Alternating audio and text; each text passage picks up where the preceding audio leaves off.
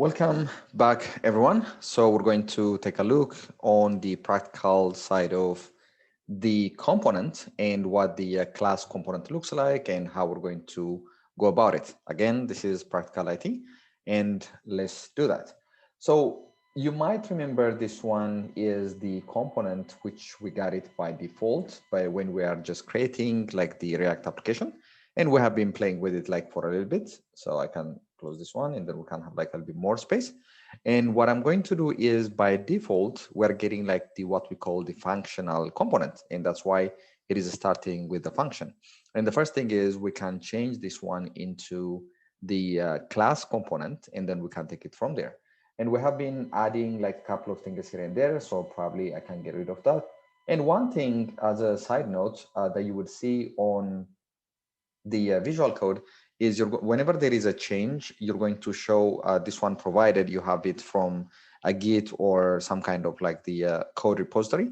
Then you're going to, if you click on this one, you're going to be able to see what you have added. So if you see like anything green over here, that's something that you're going to add. And on the right side of it, there are like tools which would easily allow you just to go back or to delete or anything. So if I click on this one, then it's going to revert the change.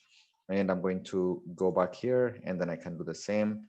Then, just we're going get rid of like that one. And we have been adding this one like a little bit. So I'll leave this one as it is. And probably we can get rid of this one as well and make sure we are still having the same application going running and without having any problem. All right, so in order to change the functional component, which was by default to the class one, it is very easy. We're going to do like the class and app, we're going to leave it as name, and we're going to be just having this one. So as you know, like in the class, we need to have like a methods in order to have any kind of the task to be performed. So the only thing that we can have in the class is the class members or the instance members and of like the methods. So on this one, we're going to be just having the member. So one important member that we're going to be just having on this one, which is going to be just a must, is the render. So we're going to have like the render, and I'm going to have this one, and at the end, I'm going to add that. And probably I'm going to format it using Shift Alt F, and it has formatted it. Then you can see, going to get rid of. Then you can see that there is like the render, there is like the return over here, which is as a part of like the method render. Then inside that one, our JSX would proceed as usual. So if I save this and if I go back here, then you don't see like any change. It is still working as usual. So if we change any thing over here, React JS is cool and it tracks. Then if I say that, and if I go back here and if I reload that, then you would see,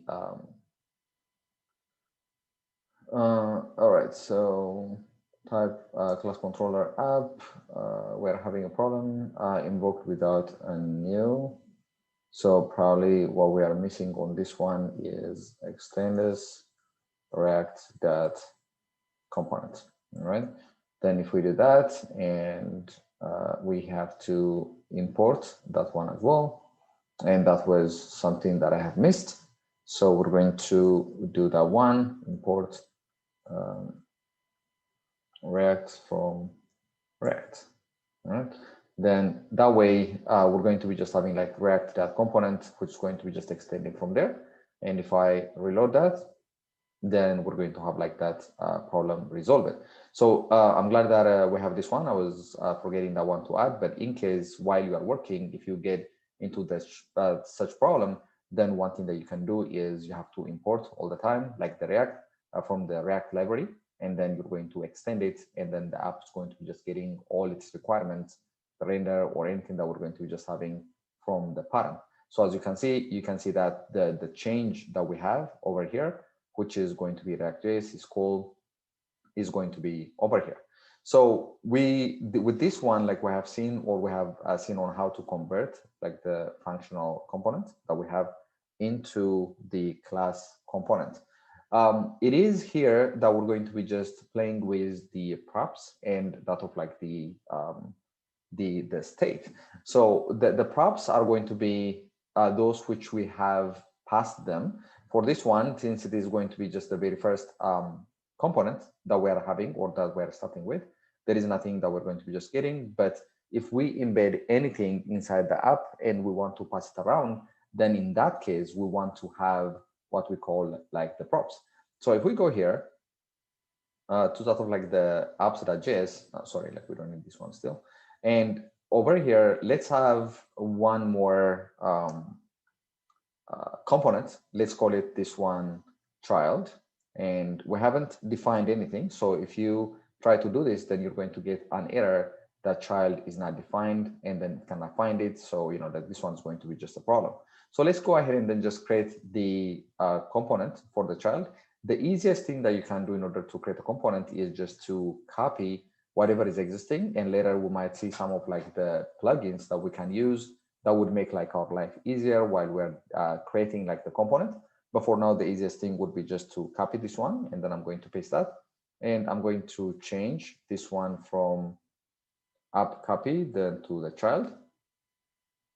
And here I'm going to change the name to the child as well.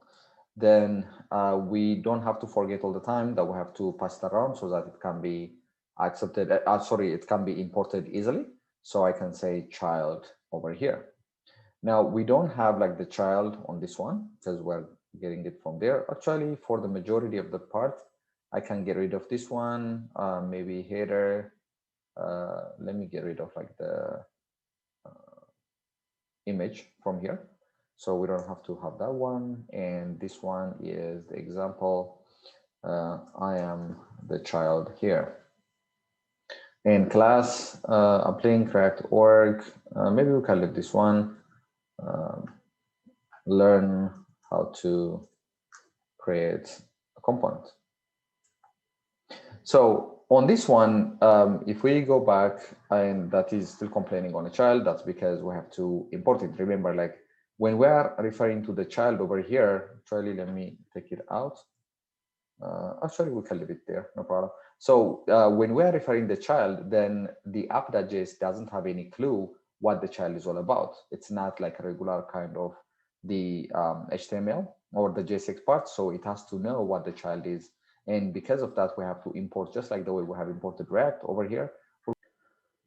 So we're going to import it here. Then I'm going to say import child from this one, and I'm going to say child. And here you would see that this one is starting with a dot and then /forward and without the child. What it means with the dot is the current directory. So remember, like the app.js, when you take a look on the directory, they are on the same level or they are on the same folder called source. So when I'm saying like dot, then it means I'm starting from the current one, and then I'm going to be just looking for a child. Even though we are having like the child.js, you don't have to add like the JS at the end. This should be good enough. And then I'm going to save this one. Then you can see at the end, it's going to be adding it. So this here that you see the child here and learn how to create a component, that is basically coming from the child, which we are having it over here. So we have added the child component, which by itself is a full-fledged component, into another component that is going to be just the app.